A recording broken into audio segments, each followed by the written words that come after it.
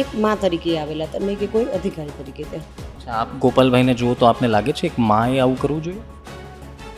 નો, ગોપાલભાઈ સાથે ને કોઈ જોડે આવું ના કરવું જોઈએ.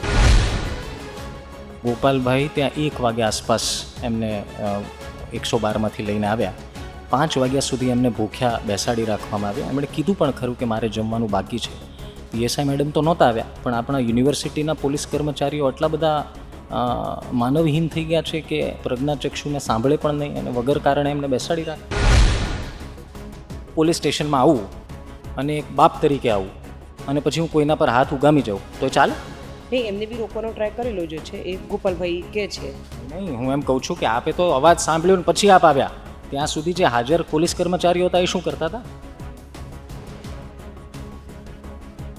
હવે જવાબ નહીં હોય આપની પાસે. પીએસઆઈ મેડમ નોર્મલ ડ્રેસમાં આવ્યા હતા, ખાખીમાં? આઈ થિંક કદાચ યુનિફોર્મમાં બારોબાર ડ્યુટી એમની પૂરી કરીને પછી આવેલા. હવે યુનિફોર્મમાં હોય અને પહેલાં માં ગણવાના કે એમના પોલીસ કર્મચારી ગણવાના? યુનિવર્સિટી પોલીસ સ્ટેશનના સીસીટીવી જાહેર થશે? એ ચેક કરાવી લઈશું. ફરિયાદ આપે હજી ચેક નથી કર્યા? ના, હજુ બાકી છે ચેક કરવાનું. અચ્છા, ચેક કર્યા બાદ એ જાહેર કરશો આપ 2 દિવસમાં? હા મીડિયામાં શેર કરશો? હા. તો ગોપાલભાઈના ઘરે અમે આવ્યા છીએ. ઇન્ટરવ્યૂ શરૂ હતું અને અમને સમાચાર મળ્યા છે કે કોઈ પોલીસ અધિકારી એમને મળવા આવ્યા છે. આપણે જાણવાનો પ્રયાસ કરીએ કે કોણ આવ્યા છે.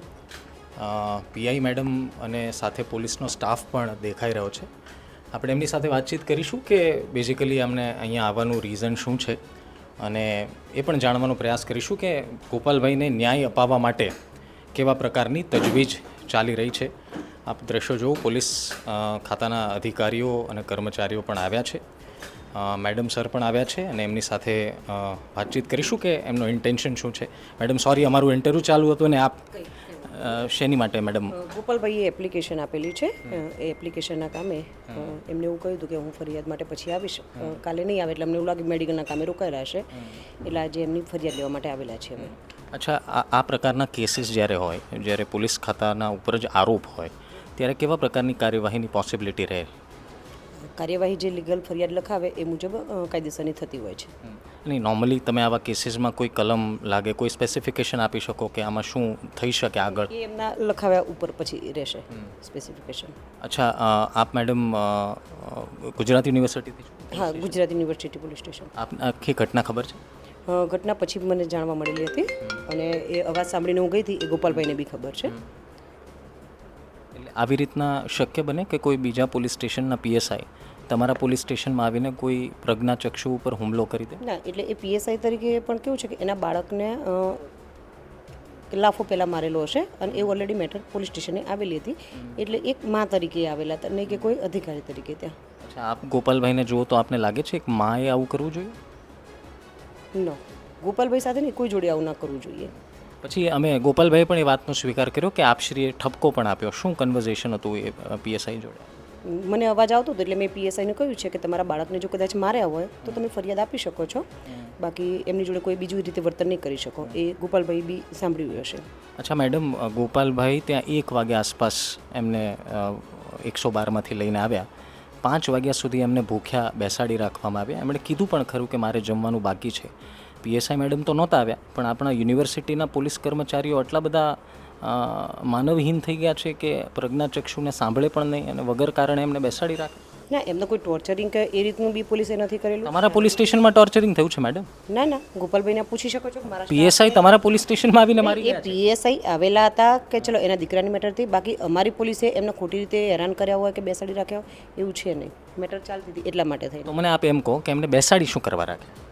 એમનો ફરિયાદ કારણ કે એમના દીકરાને લઈને ગયેલા હતા કે હોસ્પિટલે કાં તો નાસ્તો કરવા માટે લઈને, એટલે આવે તો ફરિયાદનું હજુ ચાલુ હતું.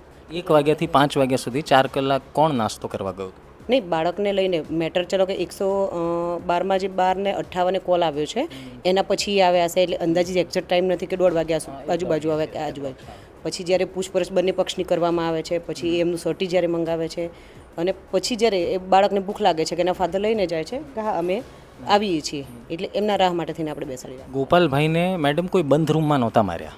હાજર પોલીસ કર્મચારીઓ હતા એ શું કરતા હતા? તમે જ સાંભળીને ઇનિશિયેટિવ લીધું, બરોબર છે, પણ જે બાકી કર્મચારી પીએસઓ પર હાજર અથવા તો બીજા કોઈ કર્મચારી ત્યાં હાજર હતા એમણે કેમ તમાશો જોયા કર્યો? આપને નથી લાગતું એની સામે કાર્યવાહી થવી જોઈએ? આજે હું પોલીસ સ્ટેશનમાં આવું અને એક બાપ તરીકે આવું અને પછી હું કોઈના પર હાથ ઉગામી જાઉં તો એ ચાલે? નહીં, એમને બી રોકવાનો ટ્રાય કરેલો જ છે, એ ગોપાલભાઈ કહે છે. નહીં, હું એમ કહું છું કે આપે તો અવાજ સાંભળ્યો ને પછી આપ આવ્યા, ત્યાં સુધી જે હાજર પોલીસ કર્મચારીઓ હતા એ શું કરતા હતા? હવે જવાબ નહીં હોય આપની પાસે. એટલે એ કોઈ એમની કામગીરીમાં રોકાયેલા હશે કે નહીં તો એના પર એક્શન લેવાના કે નહીં લેવાના? હા, એ ડિપાર્ટમેન્ટ એમના વિરુદ્ધમાં જે એક્શન લેવાના હશે એ લઈ શકશે. પોલીસ સ્ટેશનના પીઆઈ તો આપ છો, તો આપ ખુલીને કોને કે જે હાજર હશે એની ઉપર કાર્યવાહી થશે. આપ એટલા બધા સંકોચિત કેમ થાવ? સંકુચિત થવાની વાત નથી કે એ જે થશે એ ડિપાર્ટમેન્ટ જે એમના વિરુદ્ધમાં લેવાની છે પગલાં એ ચોક્કસ લેશે. અચ્છા, એ પીએસઆઈ તરીકે આપ એમ કહો છો કે પીએસઆઈ તરીકે નહીં, મા તરીકે આવ્યા હતા, તો કોઈ પણ વ્યક્તિ પોલીસ ખાતાનો હોય તો એમને એવી પરવાનગી હોય કે ગમે ત્યારે પોલીસ સ્ટેશન આવી જાય, ગમે એ ફરિયાદી હોય કે એને મારી શકે? બીજા કોઈની મેટરમાં આવેલા હોય તો આપણે ચલો કે નથી જ એ પરવાનગી, પણ એના પોતાના દીકરાને કે જે 7 વર્ષનો દીકરો હતો એની મેટરથી એટલા માટે. બાકી આજ દિન સુધી કોઈ એવું નથી બન્યો કે કોઈ અધર પોલીસ સ્ટેશનના કોઈ બીજા કર્મચારી કે અધિકારી કોઈ એ રીતે આવતા હોય છે. પીએસઆઈ મેડમ નોર્મલ ડ્રેસમાં આવ્યા હતા, ખાખીમાં આવ્યા હતા? આઈ થિંક કદાચ યુનિફોર્મમાં બારોબાર ડ્યુટી એમની પૂરી કરીને પછી આવેલા. તો હવે યુનિફોર્મમાં હોય અને પહેલાં માં ગણવાના કે એમના પોલીસ કર્મચારી ગણવાના? એના બાળક માટે તો માં છે, તમે સમજો, એના બાળક માટે તો માં છે. તો પછી ઇમોશન્સ આવી જવા જોઈએ એવું કહો છો? નહીં, એ તો માં છે, તમે સમજો, પોલીસ અધિકારી તો છે છતાં માં તો. ગોપાલભાઈના દીકરા હવે ગોપાલભાઈના દીકરા એમના પિતાના ઓલા પછી હવે પીએસઆઈ મેડમ પર હુમલો કરે તો ચાલે? ગોપાલભાઈના દીકરા હવે એના પપ્પાને ઉપર હુમલો કર્યો છે, એમને પોલીસ સ્ટેશનની હદમાં માર્યા છે. હવે ગોપાલભાઈના દીકરા કોઈ એક્શન લે તો તમે એટલા જ નરમાઈથી ટ્રીટ કરશો એમના દીકરાને? તમે સમજાય, હું ફરી સમજાવું. ગોપાલભાઈના દીકરા છે, તમે એમ કહો છો કે મા તરીકે એમણે વર્તન કર્યું, પીએસઆઈ તરીકે નહીં. ભલે હતા યુનિફોર્મ આવ્યો, આપ સ્વીકારું છું હું. સર વાત નહીં તો આપ ઇન્ટરવ્યૂ આપી દો, હું આપને પણ સવાલ.